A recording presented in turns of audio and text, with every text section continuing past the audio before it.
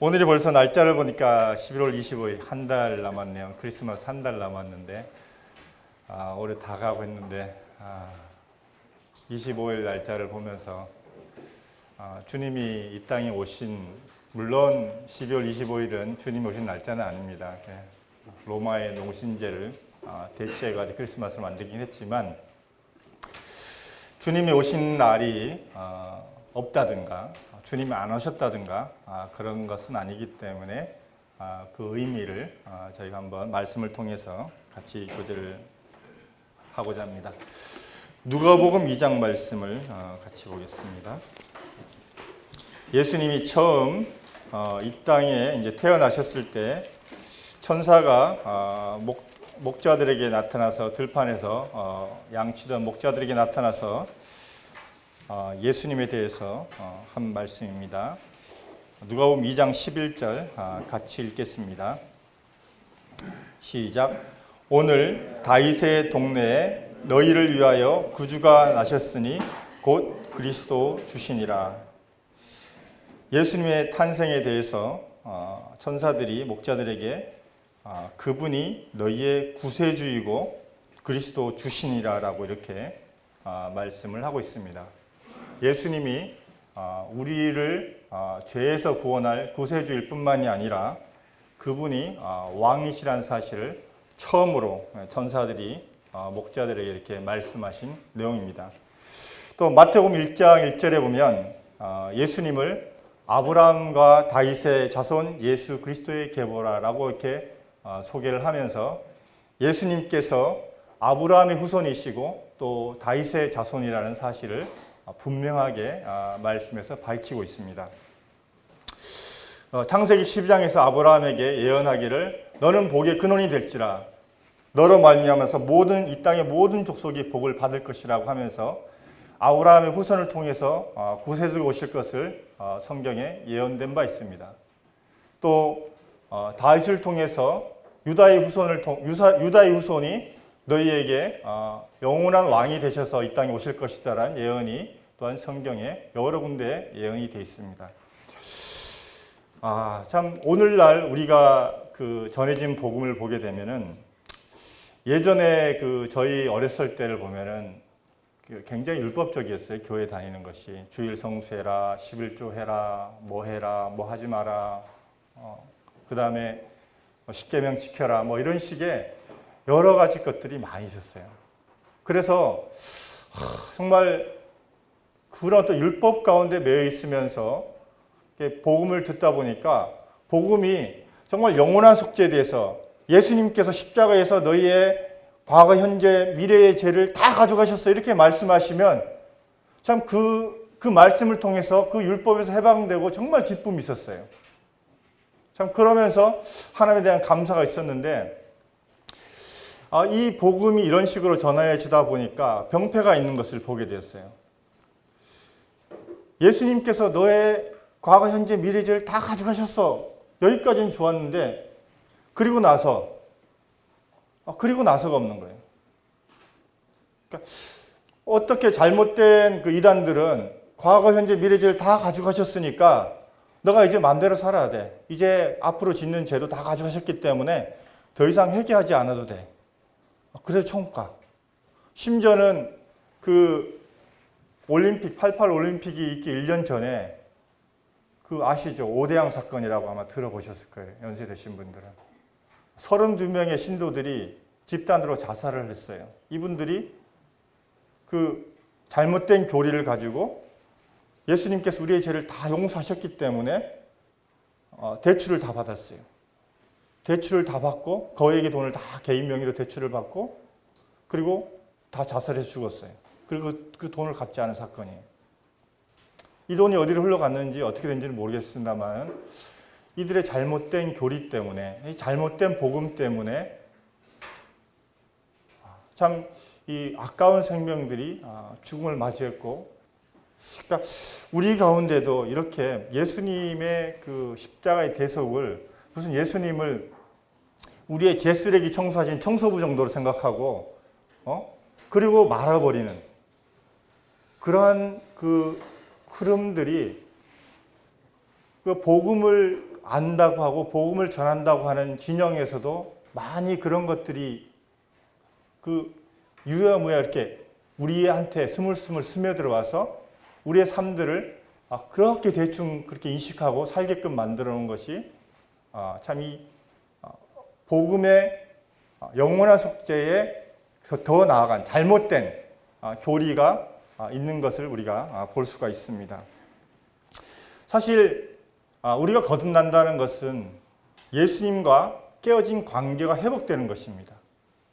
그리고 그분이 우리에게 주신 새로운 생명으로 내가 이 땅을 살아가는 것입니다. 그래서 구원을 가지고 거듭났다 이렇게 말하고 있는 것입니다. 거듭난 것입니다. 태어난 것입니다.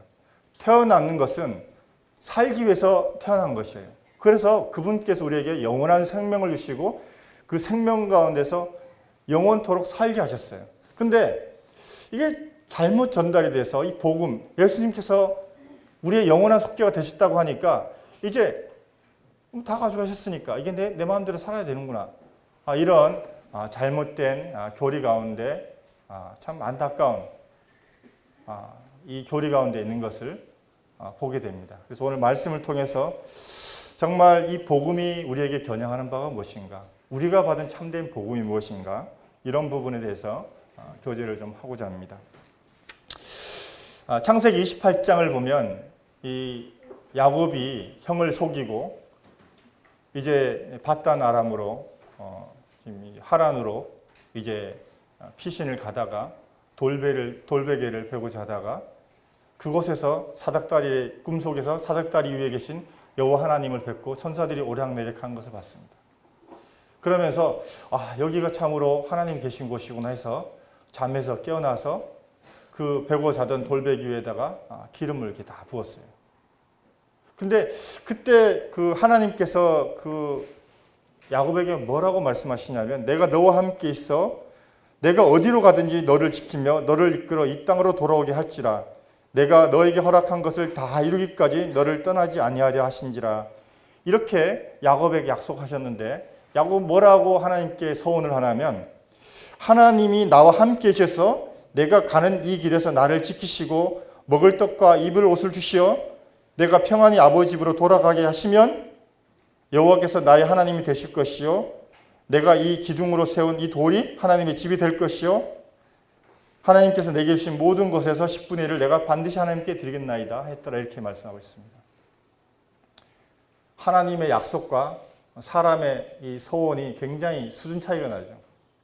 하나님은 조건 없이 야곱에게 함께 하시겠다고 하셨는데, 야곱은 먹을 것과 입을 것을 주시고 내가 다시 돌아오게 하시고, 그리고 내가 이 아버지 집까지 돌아오면 나에게 이런 모든 허락한 것에 해서 제가 10분의 1 드리겠습니다. 하나님 이런 조건을 야곱에게 말씀하시지 않았는데, 야곱의 조건이 있습니다. 이것을 볼 때 참 수준이 안 되는 야곱이잖아요. 근데 하나님께서 이런 야곱을 끝까지 인도하셨어요. 저는 이 말씀을 보면서 야곱을 인도한, 야곱이 이렇게까지 평생을 하나님이 동행하심 속에 있었던 것이 근거가 뭘까? 그의 정말 이 서원의 근거일까? 하나님의 약속에 있더라고요. 철저히 하나님과 사람의 관계는 은혜에 근거한 약속입니다. 은혜에 근거한 관계입니다. 하나님께서 우리에게 말씀하신 것이 바로 이 은혜를 통한 관계를 하나님께서 말씀하셨어요. 십자가의 복음이 바로 이것입니다. 그 아모스서에 보면은 아모스 선지자에 대해서, 아모스 선지자가 이제 이 이스라엘 백성들에게 예언을 합니다.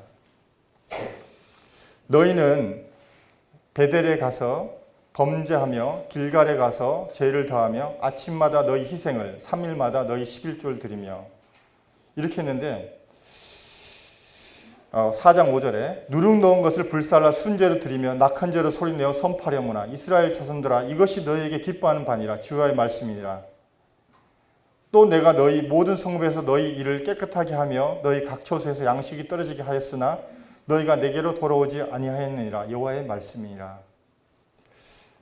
베델은 금방 야곱에게 야곱에게 나타나셨던 그 장소이고, 길갈은 이스라엘 백성들이 출애굽하면서 선지자들이, 제사장들이 요단강에서 언약궤를 메고 물이 다 이렇게 마른 땅이 돼서 이스라엘 백성들이 그 마른 땅을 걸어간 것을 기념하기 위해서 여호수아가 길갈에서 이 요단강에서 12개의 돌을 취해서 거기에다 기둥을 이렇게 세우고, 대대손손이 우리가 하나님의 은혜로 이 땅을 건넌 것, 이 요단강을 마른 땅으로 건넌 것을 기념하게 하라라고 하는 곳을 바로 길갈이라는 장소를, 이렇게 두 가지 장소를 했습니다. 근데 오랜 시간이 지나면서 이스라엘 백성들이 이 베델과 길갈을 어떻게 했냐면 우상도 섬기고 하나님도 섬기는 그런 장소로 변질시켜 버렸어요.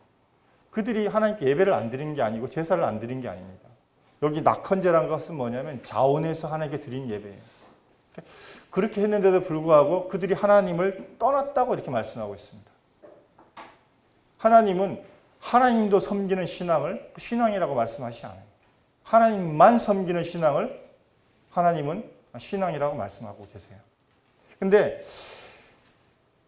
그 후대의 시간이 지나면서 사람들이 이 하나님께 예배 드리는 것, 하나님과 관계 맺는 것을 그냥 의무감 정도 수준. 내가 하나님께 1년에 한 차례 와서 제사 드리는 그 장소로, 그런 식으로 이 장소를 변질시켜 버렸습니다. 우리가 거듭났다고 말하는 것은 우리가 과거에 구원받았을 때, 예수님을 우리 마음의 구주로 영접했을 때 그 경험만 가지고 현실을 살 수는 없는 것입니다. 내 과거에 10년 전에, 20년 전에 내가 그때 예수님을 영접했지. 그렇게 내가 말씀을 받았지. 이것으로 현재를 살 수 없는 것입니다. 지금 현재 내가 하나님과 어떤 관계를 맺고 있냐, 그분이 나에게 어떤 분이시냐, 이것이 하나님께서 우리에게 요구하시는 바입니다.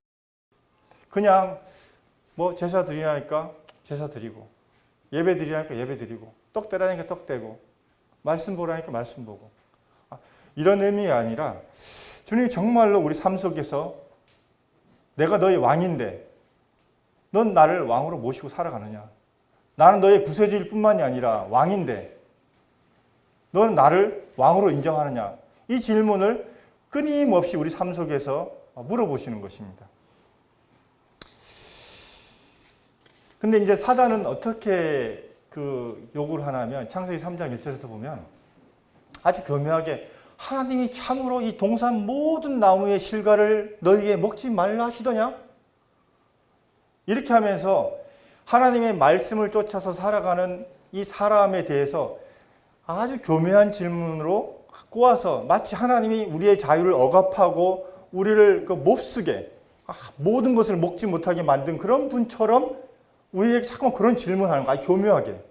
그래서 내가 주님을 왕으로 모시고 살아간다는 것이 마치 내가 자유를 속박당하고 내가 누릴 어떤 삶의 어떤 것들 누리지 못하고, 어떻게 보면 막 편협된 길로 가는 그런 사람처럼 내가 돼 있는 내가 아닐까 하는 그런 오해를 사단은 우리에게 자꾸만 하게끔 만드는 것이 현실입니다.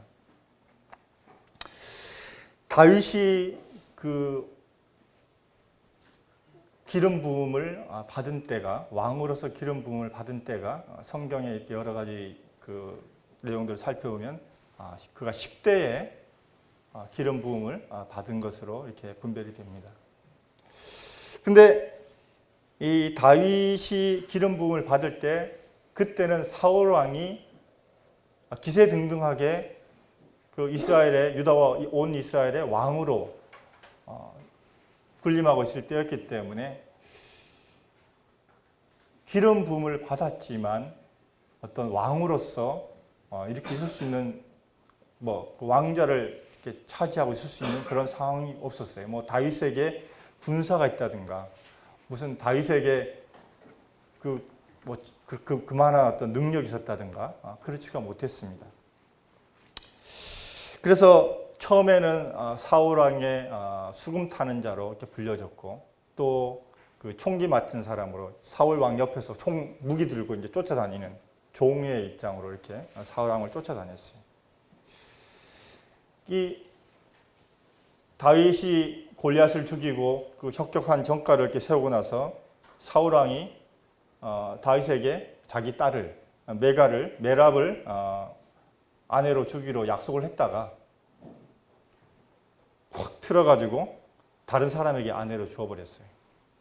그리고 나서 다른 딸을 또 이제 이 다윗에게 줍니다. 그런데 이제 주기도 그것도 아까워서 가서 그 블레셋 사람의 표피를 200개를 배우면 내가 너를 이제 내 사위로 삼을게.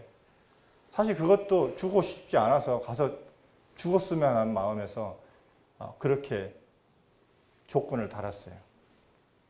그리고 이 다윗이 그 하나님께서 부린 신이 사울 왕에게 임했을 때 막 도망 다니잖아요.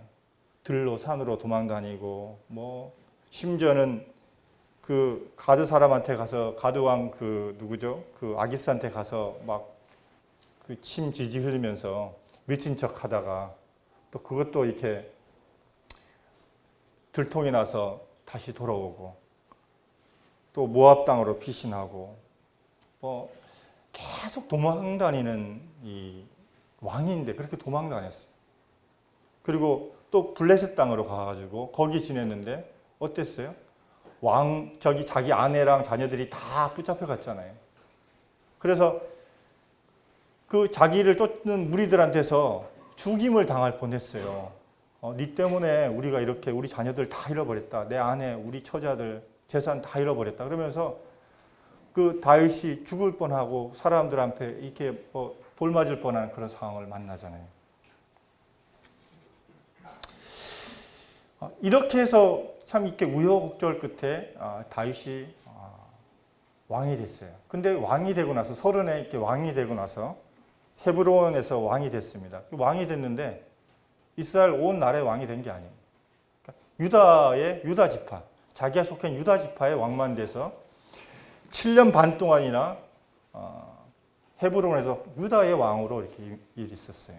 그 왕으로 있는 동안에 어떻게 됐냐면 그 사울 왕의 아들 이스보셋이 왕이 돼가지고 이스라엘 그 나머지 지파들을 다 데리고 왕이 됐어요. 그들이 이스라엘 온 백성이 다윗이 하나님께 기름 부음 받았다는 사실을 모르는 게 아니었어요. 다 알았어요. 그런데 일부러 그 다윗이 자기네 왕됨을 원치 않았던 것이에요. 그래서 그들이 첫 번째 왕된 사울의 그 자녀 이스보셋을 쫓아가지고 계속 그 사람을 왕으로 자기들의 왕으로 추대하고 살았어요. 그리고 나서 이스보셋이 죽고 나니까 그제서야 이제 다윗 왕한테 와가지고 다윗 왕의 머리에 기름을 부으면서 사무엘하 5장에 뭐라고 말씀하고 있냐면 사무엘하 5장 2절에 이렇게 되어 있습니다. 사무엘 5장 1절부터 보면 이스라엘 모든 지파가 헤브론에 이르러 다윗에게 나와 이르되 보소서 우리는 왕의 한 골육이니이다. 전에 곧 사울이 우리의 왕이 되었을 때에도 이스라엘을 거느려 출입하게 하신 분 왕이시고 여호와께서도 왕에게 말씀하시기를 내가 내 백성 이스라엘의 목자가 되며 내가 이스라엘의 주권자가 되리라 하셨나이다 하니라. 5장 3절에 그들이 다윗에게 기름을 부어 이스라엘 왕으로 삼으니라. 알았어요. 그들이 다윗이 기름 부은 왕이란 걸 알았어요. 그런데 7년 반 동안이나 다윗의 왕됨을 거절하고 사울의 그 자손, 기름 부음 받지 않은 그 사울의 자손을 그들의 왕으로 섬기다가 이제 그들 눈에 보이는 그 왕이 없어지고 나니까 마지막 보루로. 근데 그들이 이렇게 다윗에게 기름을 부을 때 뭐라고 했냐면 이미 알고 있었어요. 다윗 왕이 자기들의 왕이라는 걸. 그런데 그걸 거절하고 7년 반이나 계속 지연시킨 거예요. 그 다윗 왕이 이렇게 왕이 되고 나서 어땠습니까? 아들 압살롬의 반역이 또 있었잖아요. 그렇죠? 그 다음에 또 일어나는 게 뭐냐면 또 비그리의 아들 세바가 또 반역을 했어요. 그 다윗의 왕됨을 거절하고 또 무리들 이끌고 또 자기들 나름대로 또 갔어요. 근데 성경에서 다윗 왕이 정말 힘이 있었잖아요. 그를 따르는 그 무리들도 참 이제는 그 막강했었는데 그 자신의 그 권력과 힘을 가지고 그 이스라엘의 왕됨을 쟁취하지 않더라고요. 충분히 그럴 만한 힘이 있었거든요. 근데 그걸 쟁취하지 않더라고요. 계속 기다리더라고요. 그래서 그 이스라엘 온 백성들이 이미 사무엘을 통해서 기름 부음 받은 그 다윗 왕에게 다시금 머리에 기름을 붓습니다. 당신이 우리의 왕입니다라고. 우리의 왕이 되셔서 우리를 다스리십시오 하고 기름을 붓더라고요. 오랜 거의 20년 이상의 기간이 걸렸는데 그들이 그 20년 이상의 기간을 이런 식으로 왕됨을 거절하고 있다가 마지막으로 이렇게 기름을 부었어요. 근데 다윗 왕이 이상하잖아요. 왜 기다렸을까? 왜? 그 능력이 있는데. 성경에서 예수님을 다윗의 후손이라고, 다윗의 자손이라고 이렇게 우리에게 증거하고 있습니다. 예수님 우리의 왕이신데 우리를 강제로 내가 왕이다. 너 죽을래? 아니면 나를 왕으로 맞아들일래? 이렇게 하지 않으시고 기다리시는 거예요. 다윗이 정말 이스라엘, 유다 온 나라의 왕이었는데도 불구하고 기다린 것처럼 예수님 창조 전부터 우리의 왕이셨는데 기다리고 계신 거예요. 우리 한 사람 한 사람의 그 성정, 인격 이걸 무시하지 않으시고 기다려주시는 거예요. 정말 우리 각자가 예수님을 예수님, 이제는 예수님이 저의 왕이십니다. 제가 당신을 나의 왕이라고 고백하기 전부터 예수님 왕이셨는데 제가 당신을 저의 왕으로 모시겠습니다. 요한복음 1장 11절에 그가 자기 땅에 오매 자기 백성이 그를 영접지 아니하였다라고 말씀하고 있습니다. 이 땅을 예수님의 땅이라고 말씀하시고 우리를 그분의 백성이라고 말씀하십니다. 예수님 십자가에서 돌아가실 때 제목이 유대인의 왕이셨어요. 그분의 왕이셨기 때문에 사람들에게 죽임을 당한 것입니다. 정말 우리가 삶에서 여러 가지 상황들을 만납니다. 내가 처한 상황에서 예수님을 나의 왕으로 내가 고백할 수 있을까? 일이 잘 될 때, 내 생각대로 일이 잘 될 때 이런 질문을 던지면 예라고 대답합니다만은 그렇지 않을 때, 일이 내 생각대로 풀리지 않고 꼬이고 뭔가 사면이 막혀 있는 것 같고 이럴 때 예수님 정말로 너의 왕이냐? 라고 하는 이 질문을 받을 때 정말 우리가 선뜻 네 그렇습니다 라고 대답하기 힘들 겁니다. 잠언 3장 6절에서 너는 범사의 그를 인정하라. 그리하면 그가 내 길을 지도하시리라. 잘 될 때만 그분이 나를 인도하시고 이끄신다는 것이 아니라 정말 사면이 막혀있는 상황 가운데 있을 때 나는 정말 그분을 나의 왕으로 범사의 그분이 나의 삶을 인도하신다는 그 고백에 아멘하고 화답할 수 있는가? 한번 우리가 이 질문에 답을 해야 되는 것입니다. 하나님은 우리에게 새로운 환경을 여시기보다 새로운 시각으로 보기를 원하십니다. 하나님은 세상 사람들이 볼 수 없는 것을 우리 믿는 자들에게 보는 눈을 주셨습니다. 우리가 성경 공부를 하면서 하나님의 창조를 생각해 보면서 사람을 어떻게 만드셨는가를 우리가 떠올려 봅니다. 하나님이 왜 사람에게 총천년색을 구별할 수 있는 눈을 주셨을까? 우리 그냥 개처럼 그냥 흑백만 구별해가지고 눈 오면 어제 눈 왔잖아요. 초월하고 뛰어다니는 그런 개처를 흑백으로 만들어도 우리가 사는데 전혀 지장이 없잖아요. 코 쏘면 되지. 왜 모든 향기를 다 맡게 하고 아름다운 향기도 맡게 하고 시궁창 냄새도 맡게 해서 흉참 냄새 맡으면 빨리 피하게 하고 환기시키게 하고. 왜 하나님이 사람 입에 이런 아름다운 미각을 주셔가지고 맛있는 것, 썩은 것, 상한 것 구별할 수 있게 다 만들어 놓으셨을까? 그냥 먹게만 하고 소화만 되게끔 그렇게 하면 되지. 왜 이렇게 하셨을까? 왜 사람 귀에 그냥 알아들 수만 있게 하면 되는데 왜 좋은 소리, 아름다운 소리, 나쁜 소리, 소음 다 듣게 하셔가지고 이렇게 하셨을까? 왜 그분이 그렇게 하셨을까?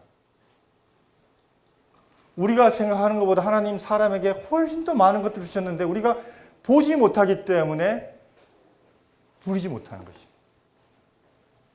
주님께서 이 땅에 오셨을 때 이렇게 말씀하고 있습니다. 오실 때부터 보라, 처녀가 잉태하여 아들을 낳을 것이요 그의 이름을 임마누엘이라 하려 하셨으니 이는 번역한즉 하나님 우리와 함께 계시다니라. 침례 요한이 예수님의 거느심을 보고 말하되 보라 하나님의 어린 양이로다. 보라 너희의 왕이 나귀 새끼를 타고 오신다 함과 같아라. 보라 그런즉 누구든지 그리스도 안에 있으면 새로운 피조물이라 예전 것은 지나갔으니 보라 새 것이 되었도다. 하나님은 우리에게 새로운 것을 보는 눈을 주셨습니다. 우리가 보지만 보지 못하는 것은 뭐냐면 하나님께서 주신 이 감각들, 새로운 것을 보는 감각들. 여기 보라고 말할 때 이 보라는 뜻이 무슨 뜻이냐면 다른 사람이 보지 못했는데 내가 먼저 보고 나서 와 놀랍다. 와 저기 봐 이런 것입니다. 제가 운전할 때 운전하고 하면 아내가 옆에서 보면 와 저기 봐요 저기 봐요 그러는 거예요. 저기 아름다운 경치 있어요 그러면서. 저는 그걸 볼 수 없잖아요. 앞만 보고 하니까. 근데 옆에 있는 걸 보면서 사고 나라고 옆에 있는 거 보면서 아름답다 그러는 거예요. 다 같은 것을 보지만 보지 못하는 것을 발견하고 나서 보라라고 말하는 거예요. 하나님께서 우리에게 이런 눈을 주셨어요. 세상 사람들이 볼 수 없는 눈을 우리에게 주셨어요. 어떻게 해요? 우리를 구원하셔서 거듭나게 하셔서 하나님의 영이 우리 안에 들어오셔가지고 우리에게 새로운 것을 보는 눈을 주셨어요. 그런데도 불구하고 우리가 세상 사람들의 눈을 세상 사람들이 본 그 눈으로 우리가 세상을 똑같이 본다 그러면 이거 얼마나 하나님께서 이 십자가에서 돌아가시고 부활하신 이 일이 헛된 일이 되겠어요. 하나님이 아담과 하와에게 정말 불완전한 선택의 능력을 주셔가지고 그들이 선악을 알게 한 나무의 열매를 먹었다 그러면 하나님이 그들에게 책임을 묻지 않으셨을 거예요. 근데 사람들이 어땠어요? 하나님께서 왜 먹었냐고 하니까 아담은 하와에게, 하와는 뱀에게 다 책임을 전 거예요. 하나님 우리에게 책임을 지는 사람으로 부르셨어요. B와 D 사이에 C가 있다고 말씀하셨는데 선택에 대한 책임을 우리에게 지게 하셨어요. 그 영화 굿윌 헌팅이라고 나온 영화 보셨을 거예요. 그 영화에 보면 이런 장면이 나옵니다. 이 천재예요. 그 청소부로 있는 MIT 공대 청소부로가 있는 이 청년이 세상에 대해서 아주 삐딱한 시각을 가지고 있어요. 근데 머리가 천재여가지고 그 학생들도 풀지 못하는 문제를 그냥 즉각에서 이렇게 다 풀어내는 그런 천재예요. 그래서 이 교수가 이 사람을 발견하고 얘를 좀 고쳐야 되겠다 싶어서 이제 다른 사람에게 이렇게 맡겨요. 근데 그 상대방이 누구냐? 로빈 윌리엄스라고 그분이 이제 치료 상담을 하면서 이 청년에게 얘기합니다. 네가 이렇게 된 거 네 잘못이 아니야. 그러니까 이 청년이 고개를 숙이고 안다니까요. 또 얘기합니다. 아니야. 네가 이렇게 된 거 네 책임이 아니야. 알아요. 그러다가 이 청년이 고개를 들고 이제 이 앞에서 상담하는 이 교수 눈빛을 보면서 그 눈빛에서 정말 진심이 어린 그 눈빛을 보면서 네가 이렇게 된 거 네 잘못이 아니야. 이렇게 말한 걸 보고 펑펑 울어요. 정말 내가 이렇게 된 거 내 탓이 아니구나 이러면서. 근데 이거는 세상적인 치료 방식이고 사단적인 치료 방식이고 인본주의적인 치료 방식입니다. 하나님 이렇게 우리를 치료하신 적이 없어요. 하나님은 우리의 모든 상황 가운데서 이게 누구 책임이야, 누구 탓 돌리는 게 아니라 나에게 이런 환경을 허락하신 하나님 바라보게 하신 거예요. 이 환경을 통해서 우리가 하나님을 바라보지 못한다 그러면 이 환경 속에서 이 환경을 허락하신 하나님을 바라보지, 왕 대신 그 하나님을 바라보지 못한다 그러면 세상 사람과 다를 바 없는 거예요. 아담과 하와가 범죄하고 선악을 알게 한 열매를 먹은 이것이 하나님 잘못이에요? 뱀 잘못이에요? 그들이 선택한 것이잖아요. 그러니까 이런 상황들을 통해서 정말 내 주변을 탓하는 것이 아니라 이런 환경을 주신 하나님 앞에서 내가 하나님을 바라보게 하신 것인데 우리가 이것을 알지 못한다 그러면 참 하나님께서 우리에게 주신 이 시간들을 잘못 활용하고 있는 것이에요. 계시록에 보면은 여러 교회들에 대한 예수님의 평가가 나옵니다. 근데 이 두아디아 교회에 대해서는 로마 카톨릭을 상징하는데 내가 올 때까지 이렇게 말하고 있어요. 그리고 이 사대계 종교개혁 이후의 교회에 대해서는 내가 도둑같이 이르리니 이렇게 말씀하고 있고 빌라델피아 교회 형제교회에 대해서는 내가 속히 오리라 이렇게 말씀하고 있어요. 근데 이 라오디게아 마지막 배도한 교회에 대해서는 내가 문 밖에서 두드리노니 이렇게 말씀하고 있어요. 주님 오심이 계속 옛날에는 내가 올 때까지 내가 속히 오리니 뭐 이렇게 말씀하고 있다가 이제는 문 밖에 서서도 예수님 문 밖에 있는 거예요. 이것은 계시록 3장 20절의 말씀은 우리가 복음 전할 때도 많이 사용하긴 하죠. 실제로는 교회의 말씀 뭐냐면 내가 너와 함께 살겠다. 내가 너에게 들어가 너와 함께 먹겠다. 너도 나와 함께 먹을래? 이렇게 말씀하고 있는 거예요. 주님이 우리를 구원하시고 우리의 죄를 다 용서하시고 그래 니네 마음대로 알아서 살아라 이렇게 말씀하신 적이 없어요. 내가 너희 안에 들어가서 내가 너희와 같이 살겠다 이렇게 말씀하신 것이에요. 내가 이것을 거절한다 그러면 정말 왕이 부를 때 왕이 우리를 잔치에 부를 때 우리가 그 음성을 듣고 갈 수 있을까요? 내가 그분을 평상시에 왕으로 인정하지 않았는데 마지막에 주님 오실 때 왕이 부르는 소리를 우리가 들을 수 있을까요? 평상시에 이렇게 왕 되심을 내가 너의 왕이다라고 말씀하셨는데 그 소리를 내가 일부러 거절했다 그러면 마지막 때 주님이 내가 너의 왕이다라고 말씀하실 때 내가 그 소리 들을 수 있을까요? 우리가 이 부분에서 재고해 봐야 되는 것입니다. 수요 집회 때 어떤 형제가 결혼 20주년 됐다고 하면서 그런 얘기를 했어요. 내가 결혼할 때는 내 아내에 대해서 내 살 중에 살이요 뼈 중에 뼈라고 이런 고백을 할 수 없었는데 20년이 지난 지금엔 내가 할 수 있다. 멋있더라고요.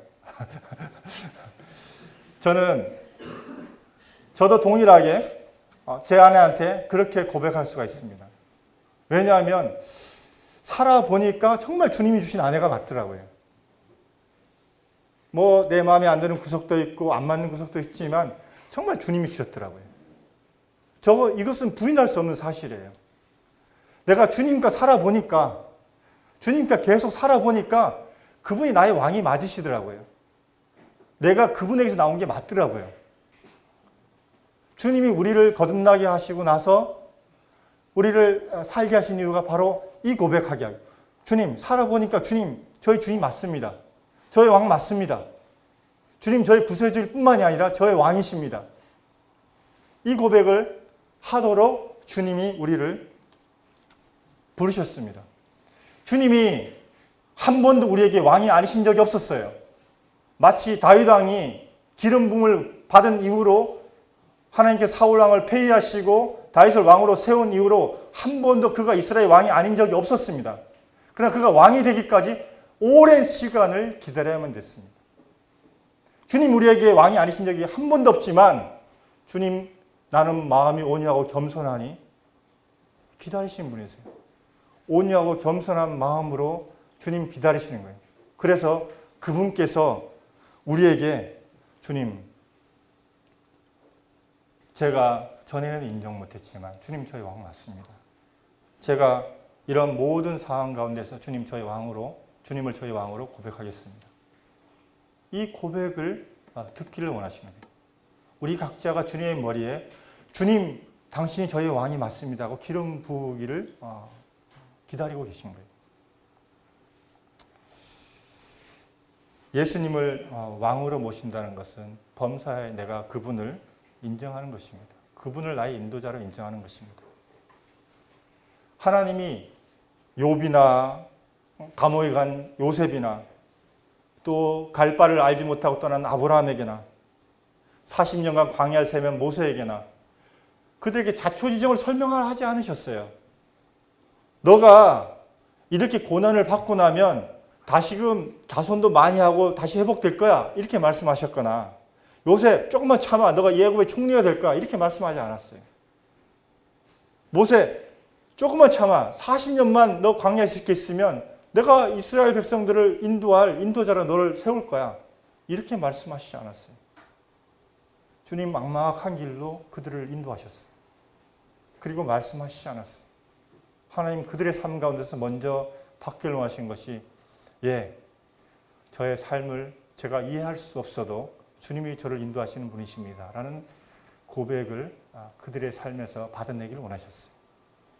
동일하게 주님께서 저희의 삶에도 이런 고백을 받아내기를 원하십니다. 두 번째로 주님을 왕으로 모신다는 것은 관계가 회복되는 것입니다. 하나님과 나의 깨어진 관계가 회복되는 것이에요. 그리고 내 주변에 있는 사람들과 관계가 깨어진 것들이 회복되는 것이에요. 며칠 전에 어떤 분이 저한테 아침에 이게 카톡으로 사람에 대한 송사를 막 보내왔어요. 어떻게 해서 그 사람이 잘못됐고 이렇게 해서 보내왔어요. 제가 그걸 읽으면서 아내한테 이렇게 얘기를 했더니 그분은 왜 이렇게 다른 사람하고 만났다 헤어질 때마다 그 사람들과 관계가 다 그렇게 깨어져요. 우리 그리스도인들이 어떤 직장에서 다니다가 그만뒀을 때 그 직장에 있는 사람들이 나를 몹쓸 사람, 이상한 사람 그렇게 기억한다 그러면 내가 그리스도인이라 얘기할 수 있겠어요? 주님이 마태복음 5장에서도 예물을 드리다가 형제한테 원망 들을 만한 일이 생각이 나면 그거 놔두고 가서 먼저 그 형제랑 서로 화해하고 나서 와서 예물 드리라 이렇게 말씀하셨잖아요. 주님은 수직적인 관계일 뿐만이 아니라 수평적인 관계에서도 회복되기를 원하셨어요. 정말 우리 가족들 가운데 나랑 원수지간에 있는 가족도 있을 수 있잖아요. 얼마나 가족들 간에 여러 관계로 얽매여 있어요. 돈 문제로, 자존심 문제로, 여러 가지 문제로, 부모님 모시는 문제로 다 얽혀 있잖아요. 근데 주님이 그런 가운데서 회복하기를 원하시는 거예요. 세 번째로 주님을 왕으로 모신다는 것은 내가 그분에게 감사하는 것입니다. 사도 바울이 데살로니가 교회에 편지할 때 범사에 감사하라. 이것이 그리스도 예수 안에서 너희를 향하신 하나님의 뜻이니라. 이렇게 기록을 할 때 데살로니가 교회가 얼마나 힘들었어요. 주변에 있는 유대인들한테 얼마나 많은 핍박을 받았어요. 사도 바울도 이 유대인들의 핍박에 의해서 거기서 나와야만 됐었거든요. 그런 핍박 가운데서 형성된 교회에 대해서 범사에 감사하라고 이렇게 권면하고 있어요. 사도 바울이 이 편지 쓸 때 어떤 줄 아십니까? 고린도의 지역에 있으면서 자비량에서 선교를 해야 되는 상황이 됐어요. 어느 교회도 이 사도 바울에게 도와주지 못하는 상황이 됐었고 자기가 천막을 만들면서 복음을 전해야 되는 상황이었고 이 아테네라는 지역이 어떻습니까? 온통 우상 소굴이었잖아요. 그곳에서 복음을 전하면서 데살로니가 교회를 향해서 범사에 감사하라 이렇게 권면하고 있어요. 우리가 상황이 좋아서 주님께 감사하라 이렇게 성경에서 말씀하고 있지 않아요. 주님을 내가 왕으로 모신다 그러면 범사에 주님께 감사하는 이 일이 또 우리 가운데 이루어져야 될 것입니다. 운동하는 사람을 본다고 내가 운동하는 게 아니잖아요. 내가 운동을 직접 해야지 운동을 하는 거예요. 다이어트하는 영상을 계속 본다고 살이 빠지는 게 아니잖아요. 내가 다이어트를 직접 해야지 살이 빠지는 거죠. 우리가 성경을 듣고 본다고 해서 우리가 영적인 모든 책임을 주님께서 말씀하신 모든 것을 다 지켰다라고 말할 수 없는 것입니다. 그 말씀이 정말 내 삶 가운데 실제화가 되어야 됩니다. 그 말씀이 나에게 인격으로 다가와서 예수님께서 나에게 말씀하신 그 예수님이 나와 함께 살아가는 그 말씀이 돼야죠. 그 음악 영재 교육을 받는 그 한 여학생이 얘기를 들었는데 엄마가 이 아이를 애지중지해가지고 얘가 콜라 캔 뚜껑을 딸 줄을 모른다는 거예요. 엄마 이거 어떻게 따야 돼? 그럼 엄마가 이렇게 따준다는 거예요. 이거 따줄게. 따줘. 제가 들으면서 음악만 잘해서 뭐하지? 실제 삶에서는 꽝인데. 정말 우리가 천국에 가는 것이 무슨 구원에 대한 지식을 얼마 수능 봤는데 시험 봐서 가는 거 아니잖아요. 오늘도 제가 이런 일이 있었어요. 주황색 불에, 교회 오면 주황색 불에 지나오면서 주황색 불은 빨리 가라고 있는 거야. 이러면서 엑셀레터를 확 밟고 이렇게 왔습니다. 빨간 불은 살펴보고 가라는 거고. 정말 천국은 우리가 성경 시험을 봐서 가는 것이 아니라 주님이 정말 너가 나를 영접했니? 정말 너가 믿음으로 너에게 주어진 삶을 살았니? 나는 네 믿음을 보고 싶다. 이렇게 주님이 마지막 날에 저에게 물으실 것입니다. 수영을 배울 때 보면 처음에는 초급반에 들어가면 가장 먼저 하는 일이 물에서 뜨는 걸 합니다. 뜨는 방식이 뭐냐면 몸에 힘을 다 빼야 돼요. 내가 물에 빠질까 허부적거리면 항상 물을 먹게 됐습니다. 그 다음에 좀 더 수영을 배워가지고 이제 중급반으로 올라오게 되고 이제 연수반으로 올라오게 되면 그 다음에 정체기가 찾아옵니다. 뭐 해도 늘지도 않고 잘 안 돼. 이게 뭐 잘 안 되나? 나이 들어서 배워서 이런가? 뭐 그런 생각 드는데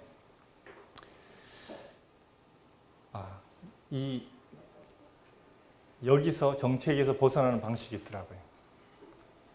선생님이 이렇게 말씀해 주신, 강습 시간에 말씀해 주신 것은 큰 요점들이에요. 근데 이 자유수영 때 옆에 있는 동료들한테 이렇게 배워요. 자세 말이야. 내가 이렇게 해보니까 이때는 이렇게 해야지 물 잡는 거더라고. 내가 옆에서 보니까 당신 자세가 이래요. 막 이러면서 옆에서 막 이렇게 코치를 해줘요. 근데 어떤 분들은 오시면 물속에 들어와서 나갈 때까지 계속 혼자 수영하다 가시는 분도 계시고 옆에서 이렇게 같이 얘기하면서 이렇게 수영하는 분도 계세요. 근데 이렇게 옆 동료들하고 주거니 받거니 얘기하면 자기 자세를 교정받은 사람들은 수영이 늡니다. 그 정체기에서. 근데 안 그런 분들은 계속 그 상태예요. 계속 힘으로 가시는데 가다 보면 항상 보면 늦어요. 속도가 늦어져요. 물잡기를 안 하시기 때문에. 저는 이 가정교회가 이와 같다고 생각이 됩니다. 가정교회에서 우리가 교회에서 이렇게 교제를 나누다 보면 정말 내 실제 삶과 하나님을 믿는 것이 얼마나 괴리감이 있는가. 내가 읽은 말씀과 내가 기도하는 것과 실제 내 삶에서 나타나는 것이 얼마나 차이가 있는가. 또 나의 삶에 대해서 내가 행하지도 않으면서 내가 얼마나 내 자신에 대해서 면죄부를 주고 두둔하고 있었는가. 이런 것도 알게 됩니다. 또 나보다 이런 경험을 먼저 하신 형제 자매들을 통해서 교제를 하면서 예수님을 저렇게 믿는 것이구나. 나도 한번 저렇게 적용해 봐야겠다. 비록 우리의 교제가 좀 서투르고 또 어떤 면에서 쓰는 단어라든가 이런 것들이 좀 거칠지라도 그 안에서 나타난 하나님을 우리가 경험할 수가 있어요. 이 하나님께서 우리에게 주신 교제의 기쁨입니다.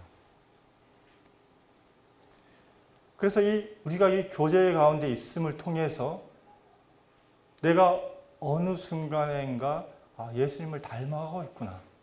내가 그분을 나의 왕으로 모시고 있구나. 이걸 알게 되는 거예요. 그래서 내가 그 안에서 나누는 교제들 부끄럽지가 않은 것이. 내가 넘어진 고백을 하더라도 그게 부끄럽지가 않은 것이. 참 혼자서는 우리가 설 수 없게 주님이 만들어주셨어요. 그래서 동행하게 만들어주셨고 교회를 한 몸이라고 말씀하셨어요. 같이 연합하라고 말씀하셨어요. 그러니까 주님께서 이 왕되심, 정말 저와 우리 성도님들 가운데서 계속적으로 확인되어지고 고백되어지고 검증되어지고 나타나지는 이러한 일들이 있기를 소망합니다. 감사합니다.